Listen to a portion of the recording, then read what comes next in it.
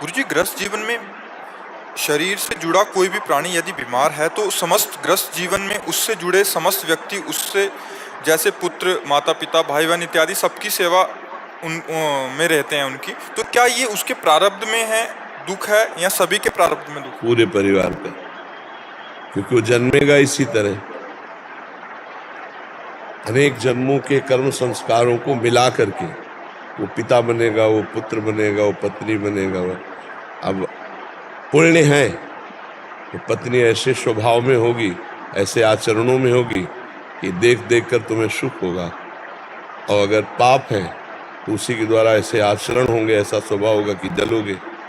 पुत्र आएगा ऐसा पुण्यात्मा, अगर पुण्य तो वो ऐसा आचरण करेगा, ऐसा पढ़ लिख कर स्वस्थ, ऐसा आपको देख देख कर आनंद होगा पूरे परिवार को।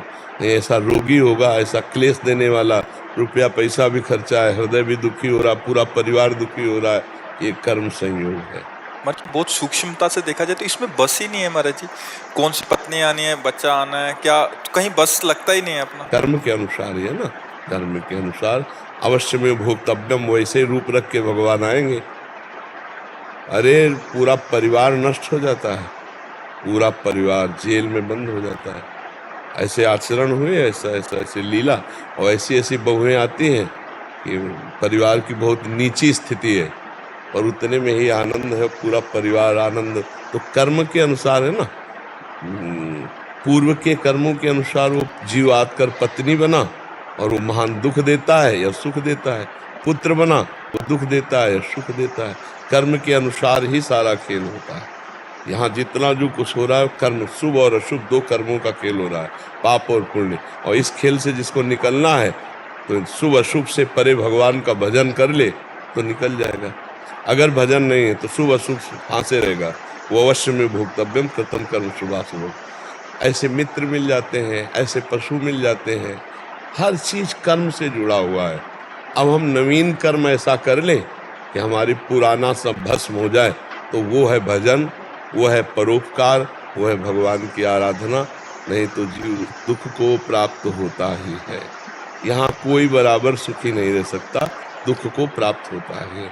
बराबर दुखी नहीं रह सकता, थोड़ा सुख भी मिलता है, ऐसा कोई भी दुखी नहीं। तो सुख और दुख अगर दोनों से ऊपर उठना है तो भगवान का नाम जप करे, वो पूरे परिवार का संयोग होता है। यहाँ तक कि रिश्ते नातेदारों का भी कर्म संयोग हो जाता है। जैसे आपने कोई कानून विरुद्ध आचरण किया तो आपकी ससुराल कहाँ पता लगाया जाएगा, वहाँ जाएगी पुलिस, वहाँ गाली गलौज करेगी, पूरी चेकिंग करेगी, सब करेगी।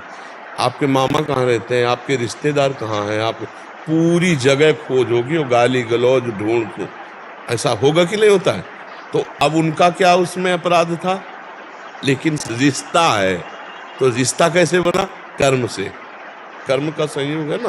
भाई पिट रहा है, रिश्ते नातेदार गालियां पा रहे, परिवार के लोग दुखी हो रहे, एक आदमी ने मोहल्ला, गांव, रिश्ता, नाता सबको दुखी कर दिया, और एक आदमी सुखी कर, गर्व से कहते नहीं हमारे गांव के हैं, ऐसे बोलने लगते हैं हमारे एरिया के हैं। उनको भी सुख हो रहा है कि हमारे एरिया का हम आदमी जो है ऐसा। तो ये क्या हुआ? कर्म ऐसे कर। और ऐसे ऐसे कर्म करने वाले लोग हैं जो अभी सोच नहीं रहे। अब जैसे मुर्गा, मुर्गी, बकरा, बकरी काट के जिंदा भून के खा रहे, अब ये सब कर्म क्या करेंगे? तुम्हें जिंदा भूनेंगे। माया भगवती सर्व सामर्थ्यशाली आद्या शक्ति, वो तुम्हें ऐसे भून देंगी।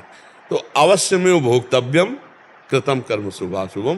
कर्म का बड़ा संयोग लगा होता है, बड़ा जोर लगा होता है।